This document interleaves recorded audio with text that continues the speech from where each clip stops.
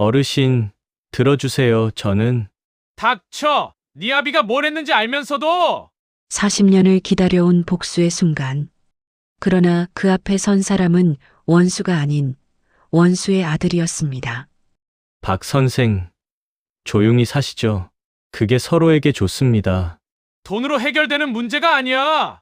돈으로 해결되지 않는 정의는 폭력 앞에 무너지고 이른둘 노인의 몸은 40년 묵은 분노보다 약했습니다. 쓰레기 더미 속에서 찾은 건 황금 같은 인연이었습니다. 40년을 복수만 생각하며 살았잖아. 어르신 충분히 의미 있는 일을 하셨습니다. 이제 과거는 잊고 우리 앞으로만 보고 살자. 구독과 좋아요는 무료니까 한 번씩 눌러주시고 끝까지 들어보시고 후기도 댓글로 남겨주세요. 그럼 사연 시작합니다. 서울 변두리 쓰레기장 옆 쪽방촌. 겨울바람이 차갑게 불어오는 새벽 5시, 박태수는 낡은 수레를 끌고 골목을 나섭니다. 이른둘의 나이, 허리는 구부정하고 손등엔 세월의 주름이 깊게 파였습니다. 그러나 그의 눈빛만은 아직 살아있었습니다. 매서운 눈빛, 무언가를 응시하는 듯한 그 시선은 단순히 폐지를 줍는 노인의 것이 아니었습니다. 수레바퀴가 덜컹거리며 골목길을 지나갑니다. 쓰레기장 냄새가 코를 찌릅니다. 태수는 익숙한 듯 마스크도 없이 고철더미 사이를 헤집습니다. 낡은 철판 하나, 구리선 몇 가닥, 그리고 버려진 신문지 몇 장. 하루 벌어 하루 먹고 사는 삶입니다. 그러나 태수의 손놀림은 여느 폐지 줍는 노인들과 달랐습니다. 고철을 보는 눈이 달랐습니다. 어떤 철이 값어치가 있는지, 어떤 구리가 순도가 높은지 단번에 알아챕니다.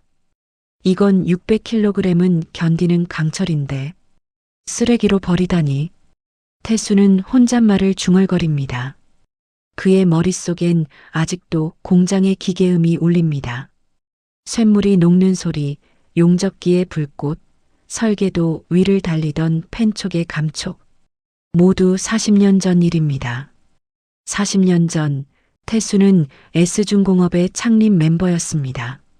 28배 청년 엔지니어로 입사해 회사의 첫 공장을 설계했습니다. 동업자 오창규와 함께 꿈을 꾸었습니다. 대한민국 최고의 중공업 기업을 만들겠다고, 기술로 세상을 바꾸겠다고 밤새 술잔을 부딪혔습니다. 그러나 그 꿈은 서류 한 장으로 무너졌습니다. 위조된 횡령 문서, 조작된 계약서. 어느 날 아침 태수는 경찰서로 끌려갔습니다. 회사 돈 3억 원을 빼돌렸다는 혐의였습니다. 아무리 결백을 주장해도 소용없었습니다. 서류엔 태수의 서명이 또렷했고 은행 계좌엔 정체불명의 돈이 들어와 있었습니다. 태수는 감옥에 가지 않았지만 그보다 더한 벌을 받았습니다. 사회적 매장, 업계에서 완전히 추방당했습니다. 가족들마저 등을 돌렸습니다. 아내는 이혼을 요구했고 아들은 아버지와 인연을 끊었습니다. 그땐 돈보다 사람이 더 중요하다고 믿었지. 바보였어. 태수는 쓴웃음을 짓습니다. 그 모든 것이 오창규의 계획이었다는 걸 알았을 때는 이미 늦었습니다. 오창규는 태수를 몰아내고 회사를 독차지했습니다. S중공업은 오가 그룹으로 성장했고 오창규는 재벌이 되었습니다. 반면 태수는 거리로 내몰렸습니다. 기술자로서의 경력도 인간으로서의 신용도 모두 잃었습니다. 수레를 끌고 쪽방촌으로 돌아오는 길, 태수는 편의점에 들립니다. 1,500원짜리 삼각김밥 하나와 1,000원짜리 우유 하나. 오늘의 식사입니다. 계산대 앞에 선 태수의 뒷모습은 초라합니다. 그러나 그의 등은 아직 꼿꼿합니다. 굽었지만 꺾이지 않은 등. 배신당했지만 무너지지 않은 자존심. 방으로 돌아온 태수는 삼각김밥 포장을 뜯으며 벽에 붙은 낡은 종이를 바라봅니다. 40년 전 그가 직접 그린 공장 설계도입니다. 청사진은 누렇게 바랬지만 도면 위의 선들은 여전히 선명합니다. 태수는 매일 밤 이 설계도를 봅니다. 복수를 위해서가 아닙니다. 잊지 않기 위해서입니다. 자신이 한때 무언가를 창조할 수 있는 사람이었다는 것을, 꿈을 가진 청년이었다는 것을 기억하기 위해서입니다. 내가 만든 공장, 아직도 돌아가고 있겠지. 태수는 중얼거립니다. 그 공장은 지금도 오가 그룹의 핵심 시설입니다. 태수의 설계, 태수의 땀, 태수의 청춘이 녹아든 그곳에서 오창규의 후손들은 떵떵거리며 살고 있습니다. 밤이 깊어갑니다. 쪽방촌은 조용합니다. 태수는 설계도를 쓰다듬으며 눈을 감습니다.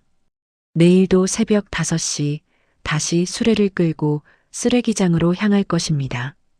그렇게 하루하루를 버텨냅니다. 죽지 않기 위해서가 아니라 언젠가 올지 모를 그날을 위해서입니다. 다음 날 아침 태수는 여느 때처럼 수레를 끌고 쓰레기장으로 향합니다. 오늘은 유난히 버려진 고철이 많습니다. 누군가 공사장에서 가져온 듯한 철근 더미가 쌓여 있습니다. 태수의 눈이 빛납니다. 저 정도면 10,000원은 받을 수 있습니다. 한 달 동안 먹을 쌀값은 나옵니다. 태수는 허리를 굽혀 철근을 들어 올립니다. 그런데 생각보다 무겁습니다. 예전 같으면 이 정도는 거뜬했는데 이제 이른을 넘긴 몸은 말을 듣지 않습니다. 철근이 미끄러지며 태수의 손을 빠져나갑니다. 균형을 잃은 태수는 그대로 고철 더미 위로 넘어집니다. 날카로운 통증이 무릎을 타고 올라옵니다. 손바닥엔 녹슨 철에 긁힌 상처에서 피가 납니다. 태수는 일어서려 하지만 힘이 들어가지 않습니다. 몇 번을 시도해도 소용없습니다. 주변엔 아무도 없습니다. 새벽 6시, 이 시간에 쓰레기장을 찾는 사람은 태수뿐입니다. 이런 빌어먹을. 태수는 이를 악물고 다시 일어서려 합니다. 그때 누군가의 손이 태수의 팔을 잡습니다. 힘 있는 손, 젊은 손입니다. 괜찮으세요, 어르신? 제가 도와드릴게요. 20대 후반으로 보이는 젊은 남자가 태수를 일으켜 세웁니다. 환경미화원 조끼를 입고 있습니다. 얼굴은 땀에 젖어 있지만 환하게 웃고 있습니다. 태수는 본능적으로 그 손을 뿌리치려 하지만 몸이 말을 듣지 않습니다. 됐네. 혼자 일어설 수 있어. 손에 피가 나셨는데요. 잠깐만 기다리세요. 청년은 자신의 가방에서 구급상자를 꺼냅니다. 능숙하게 소독약을 바르고 밴드를 붙입니다. 태수는 그 손길이 낯설지만 거부하지 못합니다. 너무 오래 혼자였습니다.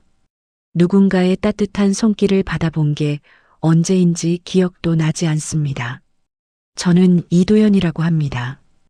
이 구역 담당 환경미화원이에요. 어르신 자주 뵙던데 인사를 못 드렸네요. 박태수야. 아, 박태수 어르신이시군요. 혼자 이 무거운 걸 어떻게 드시려고 그러셨어요? 제가 도와드릴게요. 도연은 태수가 들려던 철근을 가볍게 들어 올려 수레에 실어줍니다. 그리고는 주변에 흩어진 고철들까지 하나하나 주워 담아줍니다. 태수는 멀뚱히 서서 그 모습을 바라봅니다. 왜 저러는 걸까? 무슨 속셈이 있는 걸까? 세상에 공짜는 없습니다. 태수는 그렇게 배웠습니다. 됐네. 이제 가봐. 어르신, 식사는 하셨어요? 제가 도시락 하나 더 있는데. 도연은 가방에서 편의점 도시락을 꺼냅니다. 아직 따뜻합니다. 태수의 배에서 꼬르륵 소리가 납니다. 아침을 걸은 지 사흘째입니다. 그러나 자존심이 허락하지 않습니다. 필요 없어.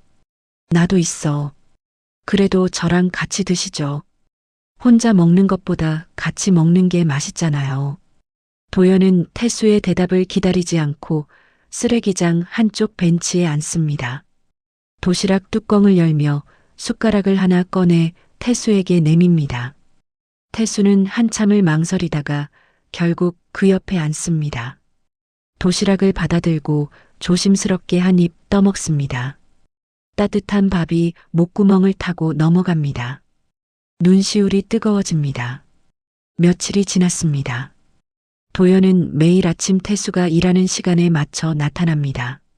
청소를 하다가도 태수를 발견하면 달려와 도시락을 함께 나눕니다. 무거운 짐이 있으면 말없이 들어줍니다. 태수는 처음엔 경계했지만 점점 그 존재에 익숙해집니다. 사람이 그립지 않다고 생각했는데 누군가와 밥을 먹는다는 게 이렇게 따뜻한 일인지 잊고 있었습니다. 어느 날 도연은 태수의 낡은 수레를 유심히 바라봅니다. 수레 바닥에 깔려있는 낡은 사진이 눈에 띈 것입니다. 도연은 조심스럽게 그것을 집어듭니다. 눈을 크게 뜹니다. 어르신, 이거 혹시 S중공업 공장 도면 아닌가요? 태수의 손이 멈춥니다. 심장이 쿵쾅거립니다. 어떻게 저걸 아는 걸까? 40년 전 설계도인데 그걸 어떻게 아느냐? 아버지가 그 회사에서 일하셨어요. 어렸을 때 아버지 사무실에서 비슷한 도면을 본 적이 있습니다. 그 순간 태수의 온몸이 얼어붙습니다. S중공업. 그 이름을 듣는 순간 40년 전의 기억이 물밀듯 밀려옵니다. 배신의 기억, 절망의 기억, 분노의 기억. 태수는 청사진을 낚아채듯 빼앗습니다. 그냥 옛날 거야. 신경 쓰지 마. 태수의 목소리가 떨립니다. 도연은 뭔가 잘못 말했다는 걸 직감합니다. 그러나 태수는 더 이상 아무 말도 하지 않습니다. 그날 태수는 서둘러 수레를 끌고 자리를 떠납니다. 뒤돌아보지 않습니다. 그러나 가슴속 어딘가에서 무언가가 흔들립니다. S중공업에서 일했던 사람의 아들. 혹시 저 청년의 아버지가. 설마. 태수는 고개를 젓습니다. 아니야, 그럴 리 없어. 세상이 그렇게 좁을 리 없습니다.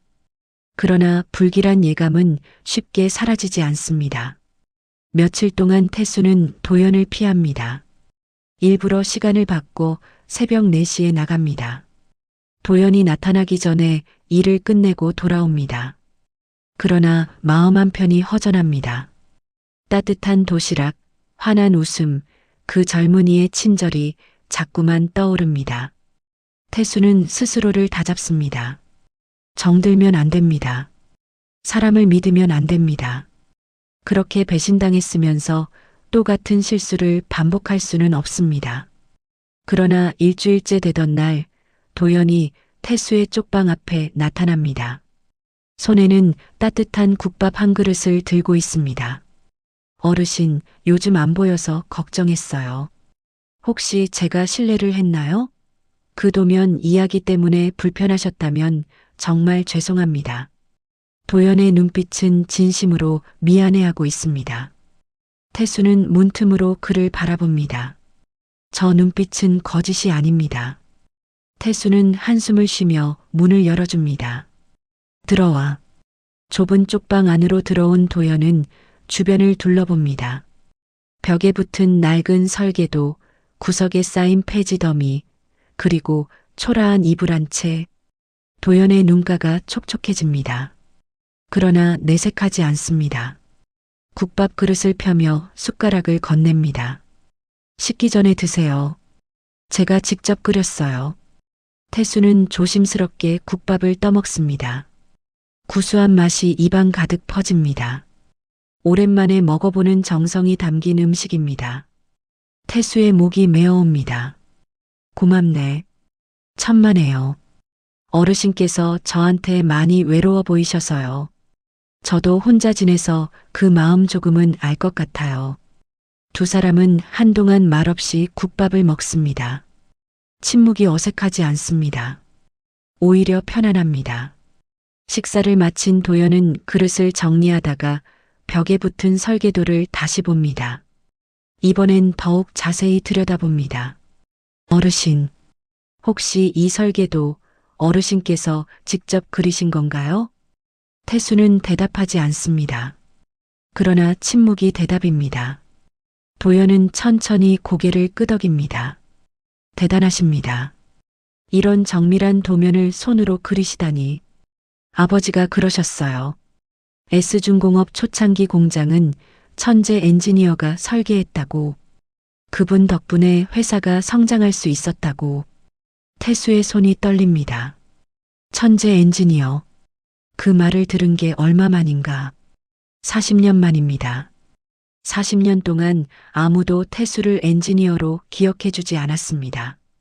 횡령범, 배신자, 쓰레기. 그런 말들만 따라다녔습니다. 그 사람이 나야. 태수의 목소리가 갈라집니다. 도연은 숨을 멈춥니다. 어르신께서 그분이셨습니까? S중공업 창립 멤버 박태수. 첫 공장 설계자. 그게 나였어. 그런데 어느 날 갑자기 횡령범이 됐지. 서류 한 장 때문에 모든 걸 잃었어. 태수는 처음으로 자신의 이야기를 꺼냅니다. 오창규와의 동업, 함께 꾸었던 꿈, 그리고 배신. 위조된 문서, 조작된 증거, 무너진 인생. 말하는 동안 태수의 목소리는 떨리고 눈가는 붉어집니다. 도연은 조용히 듣습니다. 중간에 끊지 않습니다. 그저 고개를 끄덕이며 경청합니다. 그 오창규라는 사람. 정말 나쁜 사람이네요. 나쁜 정도가 아니야. 악마지. 사람의 탈을 쓴 악마. 나를 이용해 먹고 버렸어. 내가 만든 공장으로 재벌이 됐지. 그 자식? 태수는 주먹을 불끈 쥡니다. 40년이 지났지만 분노는 식지 않았습니다. 오히려 세월이 지날수록 더 깊이 뿌리내렸습니다. 후, 도연은 태수를 찾아와 조심스럽게 말을 꺼냅니다. 어르신, 제 신분증을 보여드릴 게 있습니다. 도연은 지갑에서 신분증을 꺼냅니다. 태수는 그것을 받아들고 이름 부분을 봅니다. 이도현. 그 아래 주민등록번호, 그리고 주소. 태수의 눈이 점점 커집니다. 주소지가 강남구입니다. 환경미화원이 살 곳이 아닙니다. 너, 누구냐? 저는 오창규의 아들입니다. 그 순간 태수의 머릿속이 하얘집니다. 오창규의 아들, 원수의 아들, 배신자의 핏줄. 태수는 벌떡 일어섭니다. 신분증을 도연의 얼굴에 던집니다. 나가, 당장 나가. 어르신, 들어주세요. 저는, 닥쳐. 내 아비가 뭘 했는지 알면서도 이렇게 나한테 접근한 거냐? 뭐가 목적이야? 날 비웃으러 온 거냐? 태수의 목소리가 쪽방을 울립니다. 도연은 무릎을 꿇습니다.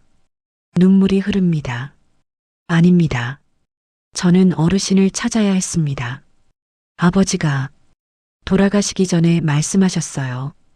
박태수라는 사람을 찾으라고, 그분께 사과하라고, 그분 없이는 아무것도 아니었다고.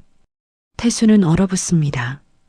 오창규가 죽었다니, 그리고 자기 이름을 남겼다니, 믿을 수가 없습니다. 거짓말, 거짓말이야. 아닙니다. 아버지는 암으로 돌아가셨습니다. 마지막 순간까지 어르신 이름을 부르셨어요. 용서를 빌고 싶다고, 그러나 용서받을 자격이 없다고 울면서 말씀하셨습니다.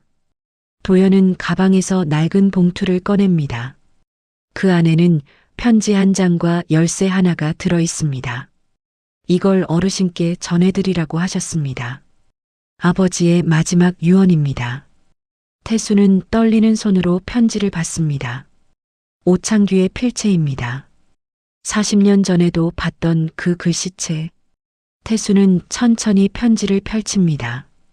태수야, 미안하다. 평생 이 말 한마디 하지 못하고 살았다. 너를 배신한 게 내 인생 최대의 죄악이었다. 돈이 필요했고, 욕심이 있었고, 비겁했다. 내가 만든 설계로 성공했지만 단 하루도 편하게 잠들어 본 적이 없다. 이 열쇠는 내 개인 금고 열쇠다. 거기에 모든 진실이 있다. 내가 결백하다는 증거가 있다. 내 아들 도연에게 부탁했다. 너를 찾아 모든 것을 돌려주라고. 용서는 바라지 않는다. 그저 미안하다. 마이너스 오창규. 편지를 읽는 동안 태수의 눈에서 눈물이 떨어집니다. 40년 만에 흘리는 눈물입니다. 분노도 슬픔도 안도도 아닙니다. 그저 텅 빈 허무함입니다. 어르신, 도연이 조심스럽게 다가옵니다. 태수는 그를 바라봅니다. 오창규의 아들. 그러나 도연의 눈에는 아버지와 다른 무언가가 있습니다. 진심, 양심, 그리고 속죄의 의지. 태수는 밤새 잠을 이루지 못합니다. 오창규의 편지를 수십 번 읽고 또 읽습니다. 미안하다는 말, 용서를 바라지 않는다는 말. 그 말들이 가슴에 박힙니다. 40년 동안 꿈꿔왔던 순간입니다. 오창규가 무릎 꿇고 사과하는 모습, 진실이 밝혀지는 순간. 그러나 막상 그 순간이 오자 허무합니다. 복수할 상대는 이미 죽었고 남은 건 그의 아들뿐입니다. 새벽, 도연이 다시 찾아옵니다. 손에는 작은 금고를 들고 있습니다. 어르신, 아버지의 금고입니다. 어젯밤 집에 가서 가져왔습니다. 태수는 금고를 받아듭니다. 묵직합니다. 도연이 건넨 열쇠로 금고를 엽니다. 안에는 서류 뭉치와 오래된 사진 몇 장이 들어 있습니다. 태수는 떨리는 손으로 서류를 하나씩 꺼냅니다. 첫 번째 서류, 횡령 계약서 원본입니다. 그러나 여기에는 태수의 진짜 서명이 아닌 오창규가 위조한 흔적이 선명합니다. 필적 감정서도 함께 있습니다. 오창규가 사비로 의뢰했던 감정서입니다. 위조 가능성 98%라고 적혀 있습니다. 두 번째 서류, 은행 거래 내역서입니다. 태수의 계좌로 입금된 3억 원의 출처가 명시되어 있습니다. 오창규의 비자금 계좌에서 이체된 것입니다. 모든 거래 기록이 고스란히 남아 있습니다. 세 번째 서류, 당시 이사회 회의록 원본입니다. 오창규가 태수를 몰아내기 위해 이사들을 매수한 내역이 적혀 있습니다. 금액까지 상세히 기록되어 있습니다. 태수의 손이 떨립니다. 이것들이 있었다면, 40년 전에 이것들만 있었다면 모든 게 달라졌을 것입니다. 태수는 억울함에 떨지 않았을 것이고, 가족을 잃지 않았을 것이고, 거리로 내몰리지 않았을 것입니다. 이 자식이 끝까지. 태수는 서류를 움켜쥡니다. 분노가 치밀어 오릅니다. 오창규는 모든 증거를 가지고 있었습니다. 언제든 태수의 결백을 증명할 수 있었습니다. 그러나 평생 침묵했습니다. 죽기 직전에야 아들에게 떠넘긴 것입니다. 비겁한 놈, 끝까지 비겁한 놈. 도연은 고개를 숙입니다. 아버지의 죄를 대신 짊어진 무게가 어깨를 짓누릅니다. 어르신, 이 서류들로 명예를 회복하실 수 있습니다. 제가 함께 변호사를 찾아가겠습니다. 언론사에도 알리겠습니다. 어르신께서 받으신 모욕을 되돌려드리겠습니다. 태수는 한참을 침묵합니다. 명예 회복. 40년을 기다려온 순간입니다. 그러나 이제 와서 무슨 소용일까? 이미 모든 걸 잃었습니다. 아내도 아들도 경력도 젊음도 돌아올 수 없는 것들입니다. 됐어. 이젠 필요 없어. 어르신, 나 이제 이른둘이야. 명예 회복해봤자 뭐하겠어. 죽은 사람 살아나나 지나간 시간 돌아오나. 그냥 이대로 끝내자. 태수는 서류를 도로 금고에 넣으려 합니다. 그러나 도연이 태수의 손을 잡습니다. 안 됩니다. 진실은 밝혀져야 합니다. 어르신께서 받으신 고통은 보상받아야 합니다. 제발 저를 도와주세요. 도연의 눈에서 눈물이 흐릅니다. 진심입니다. 태수는 그 눈빛을 피하지 못합니다. 도연은 아버지의 죄를 속죄하고 싶어 합니다. 그 마음이 진짜입니다. 며칠 후 태수와 도연은 함께 변호사 사무실을 찾습니다. 젊은 변호사는 서류를 검토하며 고개를 끄덕입니다. 충분한 증거입니다. 재심을 청구할 수 있습니다. 다만 시간이 오래 걸릴 수 있습니다. 얼마나요? 최소 6개월에서 1년. 길면 2년까지도 가능합니다. 태수는 한숨을 쉽니다. 72의 노인에게 2년은 영원입니다. 그러나 도연이 태수의 손을 잡습니다. 괜찮습니다. 제가 끝까지 함께하겠습니다. 변호사 사무실을 나서며 태수는 서류 더미를 다시 들여다봅니다. 그때 한 장의 사진이 눈에 띕니다. 공장 준공식 날 찍은 사진입니다. 젊은 태수와 오창규가 어깨동무를 하고 웃고 있습니다. 둘 다 30 전후의 젊은이들입니다. 꿈으로 가득 찬 눈빛입니다. 태수는 사진을 오래 바라봅니다. 저 때는 진짜 친구였습니다. 밤새 설계도를 그리며 미래를 꿈꿨고 술을 마시며 포부를 이야기했습니다. 무엇이 오창규를 변하게 만들었을까? 돈일까? 욕심일까?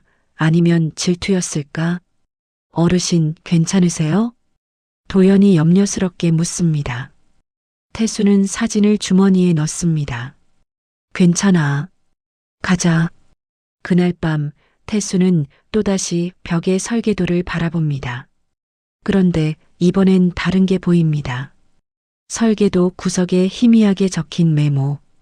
폐수 처리 시설 미설치 구역. 태수는 눈을 가늘게 뜹니다. 이게 뭐지? 자신이 설계할 때는 분명 모든 구역에 폐수 처리 시설을 넣었습니다. 환경 규정을 철저히 지켰습니다.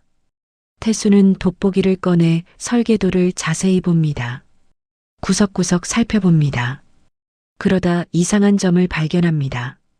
공장 뒤편, 지금은 창고로 쓰이는 구역. 그곳의 지하 구조가 원래 설계와 다릅니다. 누군가 임의로 변경했습니다. 이건 불법 폐기물 처리장이잖아.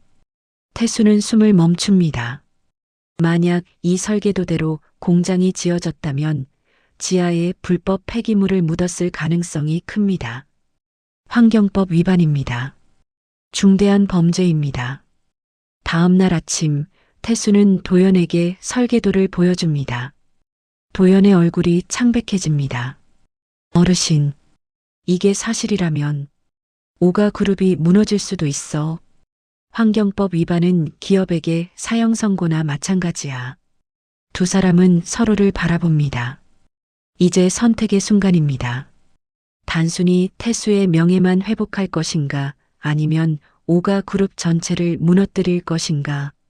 도연은 깊은 한숨을 쉽니다. 조사가 필요합니다.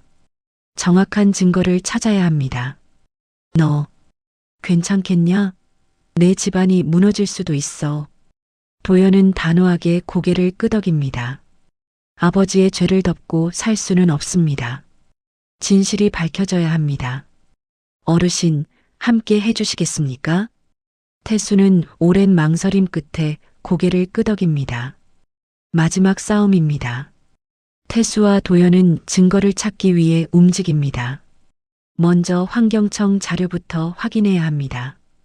도연은 시민단체에 연락해 과거 S중공업 공장 주변 토양 오염 기록을 요청합니다. 며칠 후 놀라운 자료가 도착합니다. 어르신 보세요. 90년대 초반부터 공장 주변 지하수에서 중금속이 검출됐습니다. 당시 환경청이 조사에 나섰지만 흐지부지 끝났다고 나와 있습니다. 태수는 자료를 꼼꼼히 읽습니다. 카드뮴, 수은, 납, 발암물질들입니다. 이런 물질들이 수십 년간 땅속에 묻혀 있었던 것입니다. 태수의 얼굴이 굳어집니다. 이건 단순한 기업 비리가 아니야. 사람들의 생명과 직결된 문제야. 도연도 심각한 표정입니다. 공장 인근에는 주택가가 있습니다. 수백 가구가 살고 있습니다. 그들은 모르고 있습니다. 자신들이 마시는 물이, 밟고 있는 땅이 오염되어 있다는 것을. 어르신, 현장을 직접 확인해야 할 것 같습니다. 공장에 그게 가능하겠어? 저한테 방법이 있습니다. 삼촌. 아니, 현 회장 오상현이 저를 아직 의심하지 않고 있습니다. 제가 공장 견학을 요청하면 허락할 겁니다. 며칠 후 도연은 오상현을 만납니다. 고급 레스토랑에서의 점심 자리입니다. 오상현은 조카를 반갑게 맞이합니다. 도연아, 오랜만이구나. 요즘 뭐하며 지내니? 환경미화 일하고 있습니다, 삼촌. 그걸 아직도 하니? 내가 오가 그룹 후계자인데 왜 그런 일을? 배우고 싶습니다. 밑바닥부터 세상을 알고 싶어서요. 그래서 말인데 삼촌, 우리 공장을 한번 견학하고 싶습니다. 아버지께서 일하셨던 곳을 보고 싶습니다. 오상현은 잠시 의심스러운 눈빛을 보입니다. 그러나 곧 웃으며 고개를 끄덕입니다. 그래, 좋지. 언제든 오너라. 내가 직접 안내해주마. 일주일 후 도연은 태수와 함께 공장으로 향합니다. 태수는 환경미화원 옷을 입고 도연을 따릅니다. 40년 만에 다시 찾은 공장입니다. 태수의 가슴이 뜁니다. 공장 정문을 지나며 태수는 주변을 둘러봅니다. 옛날 모습 그대로입니다. 자신이 설계한 건물들이 아직도 서 있습니다. 시간이 멈춘 듯합니다. 그러나 동시에 낯섭니다. 이곳은 더 이상 태수의 공간이 아닙니다. 오상현이 나타나 도연을 반깁니다. 태수를 힐끗 보지만 신경 쓰지 않습니다. 그저 환경미화원일 뿐입니다. 자, 이쪽으로 오너라. 먼저 중앙 생산 라인을 보여주마. 공장 투어가 시작됩니다. 태수는 조용히 뒤를 따르며 주변을 관찰합니다. 설계도와 실제 구조를 머릿속으로 대조합니다. 대부분은 일치합니다. 그러나 공장 뒤편 창고 구역으로 가는 길목에서 오상현은 방향을 돌립니다. 그쪽은 단순 창고라 볼 게 없어. 이쪽으로 가자. 태수와 도연은 눈빛을 교환합니다. 바로 저곳입니다. 설계도에서 변경된 부분이 저 창고 지하입니다. 둘은 아무렇지 않은 척 투어를 마칩니다. 오후가 되어 도연과 오상현이 식사를 하러 간 사이 태수는 슬쩍 무리에서 벗어납니다. 환경미화원 복장 덕분에 아무도 의심하지 않습니다. 태수는 창고 쪽으로 향합니다. 창고 뒷문은 잠겨 있지만 옆 환기구가 열려 있습니다. 태수는 이른둘의 몸을 억지로 구겨 넣어 안으로 들어갑니다. 어둡고 먼지 냄새가 진동합니다. 휴대폰 손전등을 켜고 주변을 비춥니다. 창고 안쪽 콘크리트 바닥 한 구석에 철판이 깔려 있습니다. 태수는 철판을 들춰냅니다. 아래에 계단이 있습니다. 지하로 내려가는 계단입니다. 설계도에는 없던 것입니다. 태수는 조심스럽게 계단을 내려갑니다. 지하는 더욱 어둡습니다. 손전등 빛이 벽을 비춥니다. 벽면에 쌓인 드럼통들이 보입니다. 수십 개입니다. 태수는 드럼통 하나를 열어봅니다. 검은 액체가 담겨 있습니다. 코를 찌르는 화학약품 냄새입니다. 태수는 재빨리 휴대폰으로 사진을 찍습니다. 드럼통의 라벨도 찍습니다. 산업 폐기물 마이너스 소각 필수라고 적혀 있습니다. 그러나 소각되지 않고 여기 묻혀 있습니다. 태수는 더 안쪽으로 들어갑니다. 벽면에 균열이 보입니다. 그 틈새로 검은 액체가 스며들고 있습니다. 지하수로 흘러가고 있는 것입니다. 태수는 소름이 돋습니다. 수십 년간 이 독성 물질이 땅속으로 스며들었던 것입니다. 그때 위에서 발소리가 들립니다. 누군가 창고로 들어오고 있습니다. 여기 누구 없어? 경비원 목소리입니다. 태수는 재빨리 손전등을 끕니다. 어둠 속에서 숨을 죽입니다. 발소리가 가까워집니다. 심장이 터질 듯 뜁니다. 이상하네. 분명 불빛이 보였는데 경비원이 중얼거립니다. 태수는 드럼통 뒤에 몸을 숨깁니다. 땀이 등을 타고 흐릅니다. 경비원의 손전등 빛이 사방을 비춥니다. 태수의 숨소리가 너무 크게 들리는 것 같습니다. 한참을 그렇게 숨어 있습니다. 영원 같은 시간입니다. 마침내 경비원이 돌아갑니다. 발소리가 멀어집니다. 태수는 안도의 한숨을 쉽니다. 그리고 재빨리 계단을 올라갑니다. 창고를 빠져나온 태수는 환기구를 통해 밖으로 나옵니다. 온몸이 먼지투성이입니다. 그러나 손에는 결정적 증거가 있습니다. 휴대폰 속 사진들입니다. 저녁 태수와 도연은 쪽방에서 사진들을 확인합니다. 도연의 얼굴이 창백해집니다. 이건 범죄입니다. 명백한 환경법 위반입니다. 그것뿐이 아니야. 주변 주민들의 건강을 위협한 거야. 어쩌면 이미 피해자가 있을 수도 있어. 도연은 고개를 떨굽니다. 자신의 가문이 저지른 죄의 무게가 짓누릅니다. 태수는 그런 도연의 어깨에 손을 얹습니다. 내 잘못이 아니야. 이건 내 아버지와 삼촌의 죄야. 하지만 저는 그 피를 받았습니다. 그 재산으로 살아왔습니다. 그래서 지금 바로잡으려는 거잖아. 그걸로 충분해. 그날 밤 둘은 다음 계획을 세웁니다. 이제 언론에 알려야 합니다. 환경청에 신고해야 합니다. 그러나 오가 그룹의 힘은 막강합니다. 함부로 움직였다간 증거가 인멸될 수 있습니다. 조심해야 해. 저들은 우리가 생각하는 것보다 훨씬 위험해. 태수의 경고가 끝나기 무섭게 쪽방 문이 거칠게 열립니다. 오상현이 서 있습니다. 뒤에는 검은 정장을 입은 남자 둘이 있습니다. 박 선생, 오랜만이군요. 오상현의 목소리는 차갑습니다. 태수와 도연은 얼어붙습니다. 오상현은 천천히 쪽방 안으로 들어옵니다. 좁은 공간이 순식간에 압박감으로 가득 찹니다. 뒤따라 들어온 두 남자는 문 앞을 가로막습니다. 도망칠 길이 없습니다. 삼촌, 어떻게? 도연아, 내가 공장에서 뭘 했는지 다 알고 있다. CCTV는 거짓말을 하지 않거든. 오상현은 휴대폰을 꺼내 화면을 보여줍니다. 태수가 창고 지하로 내려가는 모습이 선명히 찍혀 있습니다. 태수는 이를 악뭅니다. 방심했습니다. CCTV까지는 생각하지 못했습니다. 그 선생, 아니 박태수 씨, 참 집요하시군요. 40년이 지났는데도 아직 원한을 품고 계셨다니.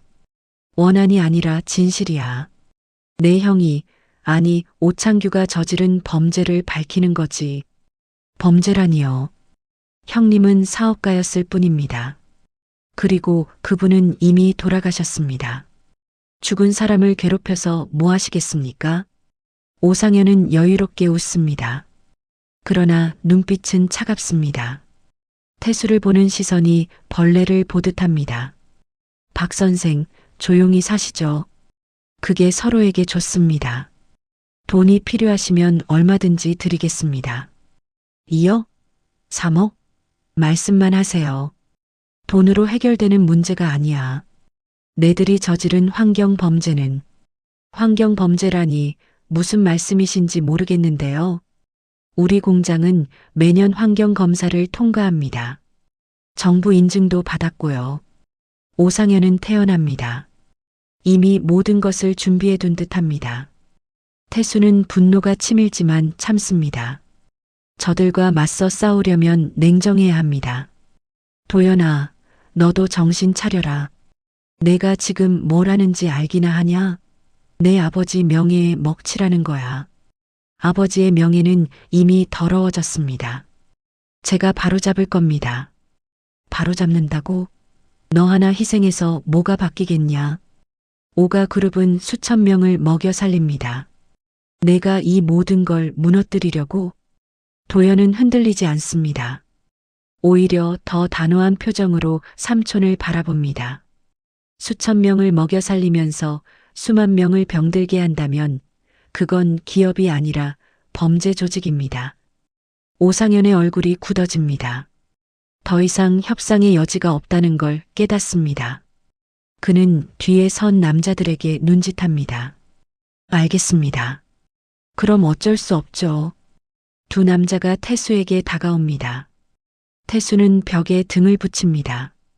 도연이 앞을 가로막습니다. 삼촌, 안 됩니다. 비켜라, 도연아. 이건 내가 관여할 일이 아니야. 저도 같이 갑니다. 어르신을 혼자 보낼 수 없습니다. 오상현은 차갑게 웃습니다. 내가 원한다면 그러지 뭐. 함께 가거라. 두 남자는 태수와 도연을 끌고 나갑니다. 쪽방촌 골목은 어둡습니다. 사람들은 모두 문을 닫고 있습니다. 아무도 나서지 않습니다. 검은 승합차가 골목 입구에 대기하고 있습니다. 차에 태워진 태수와 도연은 어디론가 끌려갑니다. 1시간쯤 달렸을까 차는 외딴 창고 앞에 멈춥니다. 강 근처입니다. 주변에는 아무것도 없습니다. 창고 안으로 끌려간 둘은 의자에 묶입니다. 오상현이 천천히 걸어옵니다. 손에는 태수의 휴대폰이 들려 있습니다. 이 안에 담긴 사진들 아주 흥미롭던데요. 그런데 말입니다. 박 선생, 이게 무슨 증거가 됩니까? 불법 침입해서 찍은 사진인데요. 오상현은 휴대폰을 바닥에 던져 밟아 부숩니다.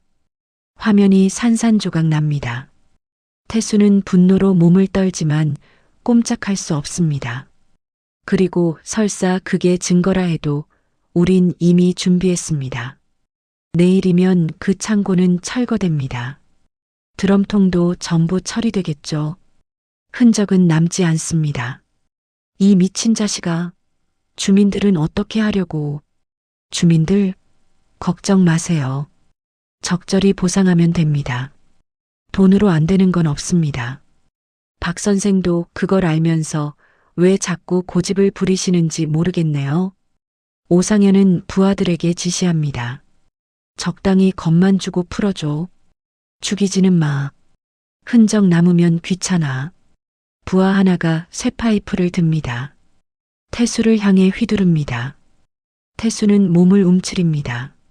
쇠파이프가 옆구리를 강타합니다. 날카로운 통증이 온몸을 휩쓸고 지나갑니다. 그만, 어르신을 때리지 마. 도연이 소리칩니다. 그러나 소용없습니다. 쇠파이프가 다시 한번 휘둘러집니다. 이번엔 어깨입니다. 태수는 신음을 참습니다. 이른둘의 몸이 견디기 힘듭니다. 어르신, 도연의 눈에서 눈물이 흐릅니다. 자신 때문입니다. 자신이 끌어들여서 어르신이 고통받고 있습니다. 1시간쯤 폭행이 이어집니다. 심하지는 않지만 충분히 고통스럽습니다. 겁을 주기 위한 폭력입니다. 마침내 오상현이 손을 듭니다. 그만, 풀어줘. 밧줄이 풀립니다. 태수는 바닥에 쓰러집니다. 온몸이 쑤십니다. 도연이 급히 태수를 부축합니다. 어르신, 괜찮으세요? 괜찮아. 태수는 떨리는 목소리로 대답합니다. 오상현이 내려다봅니다. 이제 아시겠죠? 우리가 얼마나 관대한지. 죽일 수도 있었지만 살려드렸습니다. 조용히 사세요, 박 선생. 그게 오래 사는 비결입니다. 오상현은 돌아서 나갑니다. 부하들도 따라 나갑니다. 창고 문이 닫힙니다. 어둠 속에 태수와 도연만 남습니다. 한참 후 도연이 태수를 업고 밖으로 나옵니다. 택시를 잡아 병원으로 향합니다. 응급실에서 치료를 받습니다. 다행히 큰 부상은 없습니다. 타박상과 멍뿐입니다. 그러나 태수의 마음은 부서졌습니다. 역시 오창규의 피는 변하지 않는구나. 태수는 병상에 누워 중얼거립니다. 도연은 침대 옆에 앉아 고개를 숙입니다. 어르신, 죄송합니다. 쟤 때문에. 내 잘못이 아니야. 저들이 너무 강해. 우리는 너무 약해. 절망이 두 사람을 감쌉니다. 증거는 파괴됐고 몸은 부서졌고 희망은 사라졌습니다. 그러나 태수의 눈빛만은 아직 살아있습니다. 꺼지지 않은 불씨처럼 타오르고 있습니다. 병원에서 사흘을 보낸 태수는 퇴원합니다. 몸은 회복됐지만 마음은 무겁습니다. 도연은 태수를 쪽방까지 데려다주고 돌아갑니다. 혼자 남은 태수는 벽의 설계도를 바라봅니다. 40년을 함께한 설계도입니다. 여기서 끝일까? 태수는 중얼거립니다. 휴대폰은 부서졌고 증거는 사라졌고 오가 그룹은 여전히 건재합니다. 무엇을 더 할 수 있을까? 72 노인이 재벌 그룹을 상대로 이길 수 있을까? 그때 문을 두드리는 소리가 들립니다. 도연입니다. 손에 노트북을 들고 있습니다. 어르신, 방법을 찾았습니다. 방법? 휴대폰 사진은 클라우드에 자동 백업됩니다. 제가 확인해 봤는데 어르신 계정에 사진들이 남아 있습니다. 태수의 눈이 커집니다. 클라우드. 그런 게 있었습니다. 도연은 노트북을 열어 사진들을 보여줍니다. 드럼통, 검은 액체 라벨. 모두 선명합니다. 이것만으로는 부족합니다. 더 확실한 증거가 필요합니다. 태수는 한참 생각합니다. 그러다 무릎을 칩니다. 원본 설계도야. 원본 설계도요? 내가 처음 그린 설계도 원본이 어딘가 있을 거야. 정부 건축허가 서류에 첨부됐을 테니까. 그걸 찾아내면 현재 구조와 비교할 수 있어. 불법 변경을 증명할 수 있지. 도연의 얼굴이 밝아집니다. 희망이 보입니다. 다음 날 둘은 구청 건축가를 찾아갑니다. 40년 전 서류를 요청합니다. 담당 공무원은 난색을 표합니다. 그때 서류는 지하 창고에 있을 겁니다. 찾으려면 시간이 좀 걸리는데요. 얼마나요? 한 달은 봐야죠. 한 달. 너무 깁니다. 그 사이 오가 그룹이 증거를 완전히 인멸할 것입니다. 태수는 공무원에게 간곡히 부탁합니다. 제발 좀 빨리 해주십시오. 이건 사람들 목숨이 걸린 문제입니다. 공무원은 태수의 절박한 눈빛을 보고 망설입니다. 알겠습니다. 최대한 빨리 찾아보겠습니다. 일주일 후 연락이 옵니다. 서류를 찾았다고 합니다. 태수와 도연은 급히 구청으로 달려갑니다. 누렇게 바랜 설계도 원본이 그들 앞에 놓입니다. 태수는 떨리는 손으로 설계도를 펼칩니다. 40년 전 자신이 직접 그린 선들입니다. 하나하나가 생생합니다. 도연은 현재 공장 구조 도면을 옆에 펼쳐놓습니다. 보세요, 어르신. 창고 지하 구조가 완전히 다릅니다. 원본에는 정상적인 배수 시설이 있어. 그런데 현재는 폐기물 저장소로 바뀌었어. 이건 명백한 불법 변경이야. 둘은 서류를 복사해 증거로 확보합니다. 이제 언론에 알릴 차례입니다. 도연은 환경 전문 기자에게 연락합니다. 며칠 후 만남이 성사됩니다. 카페에서 기자를 만난 태수와 도연은 모든 증거를 보여줍니다. 사진, 설계도, 오창규의 금고 서류. 기자는 놀란 표정으로 자료를 검토합니다. 이건 대형 특종인데요. 그런데 오가 그룹 상대로 기사를 쓰려면 더 확실한 증거가 필요합니다. 토양 샘플 같은 것 말입니다. 토양 샘플을 어떻게 구합니까? 공장 주변 토양을 채취해서 분석하면 됩니다. 중금속이 검출되면 결정적 증거가 되죠. 태수와 도연은 고개를 끄덕입니다. 그날 밤 둘은 다시 공장으로 향합니다. 이번에는 담장 바뀝니다. 공장 뒤편 빈터에서 몰래 흙을 채취합니다. 여러 지점에서 샘플을 모읍니다. 다음 날 샘플을 환경분석연구소에 맡깁니다. 일주일 후 결과가 나옵니다. 기준치를 수십 배 초과하는 카드뮴과 납이 검출됐습니다.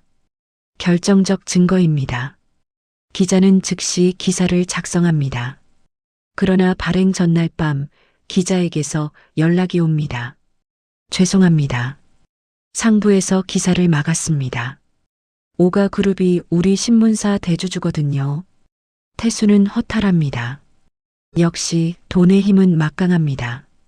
그러나 포기할 수 없습니다. 다른 언론사는 없습니까? 온라인 매체는 가능할 겁니다.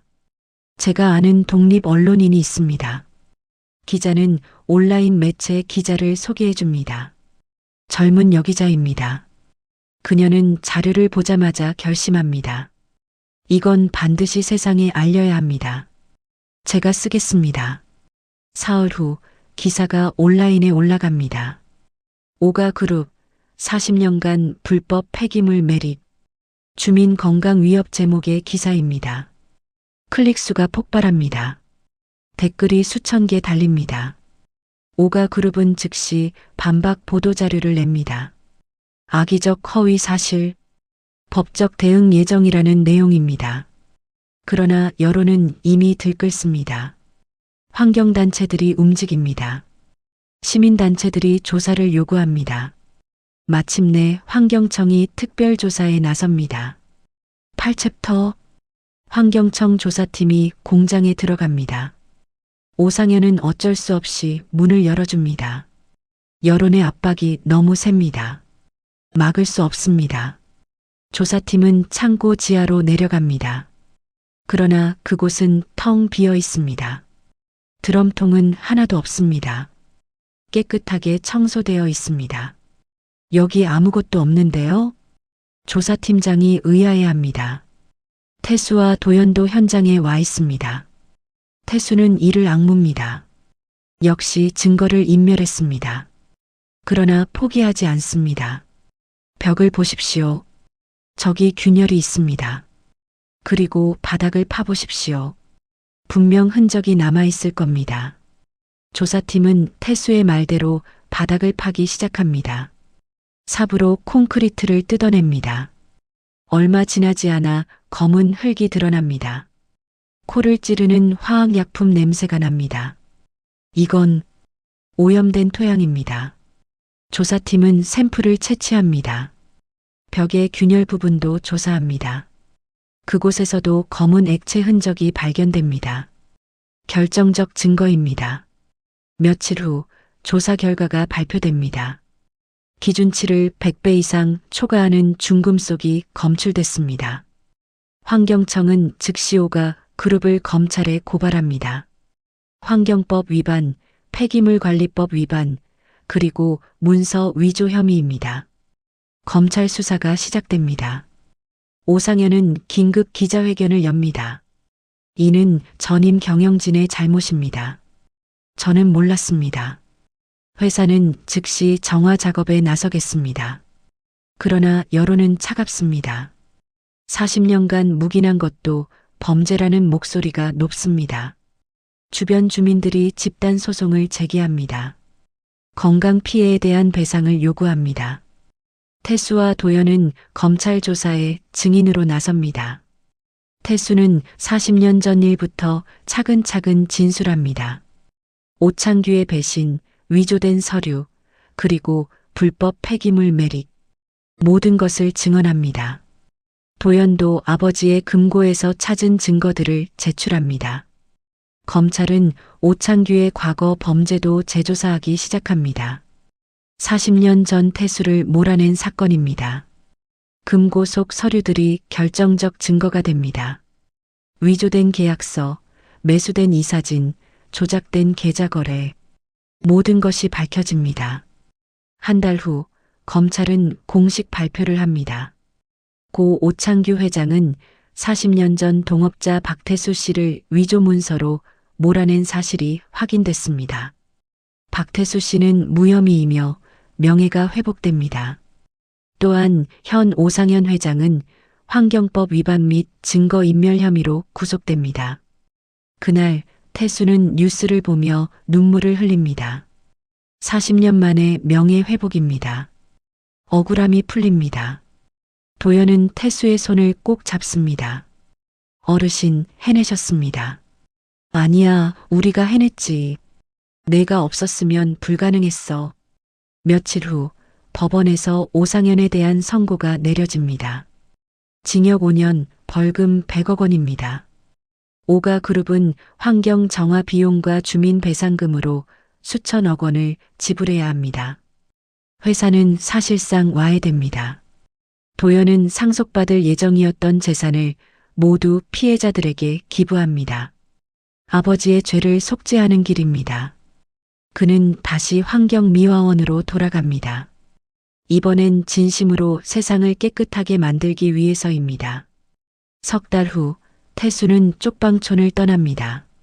정부에서 명예회복과 함께 보상금을 지급했기 때문입니다. 그러나 태수는 큰 집으로 이사하지 않습니다. 작은 원룸 하나로 충분합니다. 대신 환경시민단체에 거액을 기부합니다. 태수는 이제 시민환경기술 자문위원으로 활동합니다. 50년 경력의 엔지니어로서 환경 문제를 해결하는 일에 참여합니다. 정부와 기업의 환경 계획을 검토하고 조언합니다. 다시 설계도를 그립니다. 이번엔 자연을 파괴하지 않는 설계도입니다. 어느 날 태수는 도연과 함께 공원 벤치에 앉습니다. 햇살이 따뜻합니다. 도연은 도시락을 꺼냅니다. 예전처럼 함께 나눠 먹습니다. 어르신, 요즘 어떠세요? 좋아. 바빠. 할 일이 많더라고. 근데 말이야, 이게 참 이상한 거야. 뭐가요? 40년을 복수만 생각하며 살았잖아. 그런데 막상 복수가 끝나니까 허무하더라고.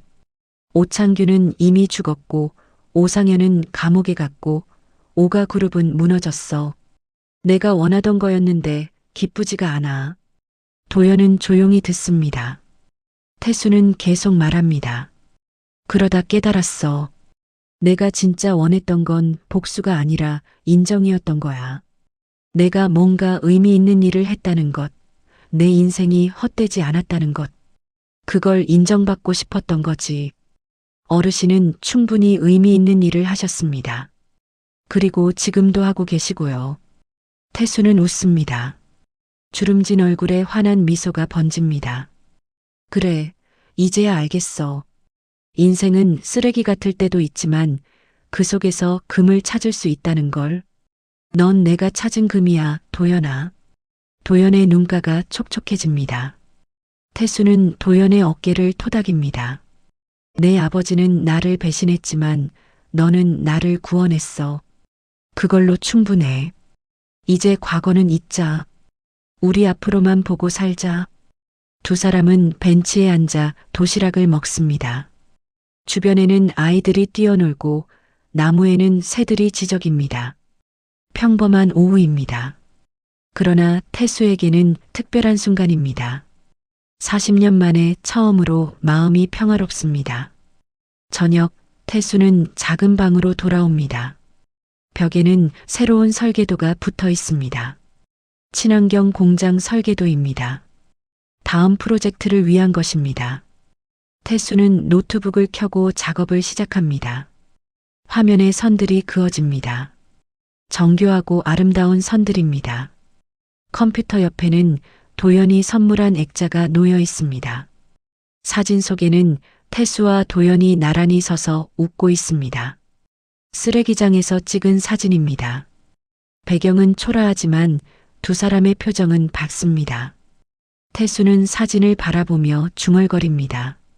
오창규, 결국 내 놈의 아들이 내 집안을 무너뜨렸구나. 하지만 그 아들 덕분에 나도 구원받았어. 이제 우린 둘 다 자유야. 창밖으로 달이 떠오릅니다. 태수는 설계도 작업을 계속합니다. 72의 나이지만 손은 여전히 정확합니다. 화면 속 공장은 점점 완성되어 갑니다. 친환경적이고 안전한 공장입니다. 사람과 자연이 공존하는 공간입니다. 태수는 만족스러운 미소를 짓습니다. 인생의 마지막 챕터가 이렇게 아름다울 줄은 몰랐습니다. 배신과 복수로 얼룩진 과거를 지나 마침내 용서와 화해의 현재에 도착했습니다. 쓰레기장 옆 쪽방촌에서 시작된 이야기는 희망이 있는 새로운 시작으로 끝납니다.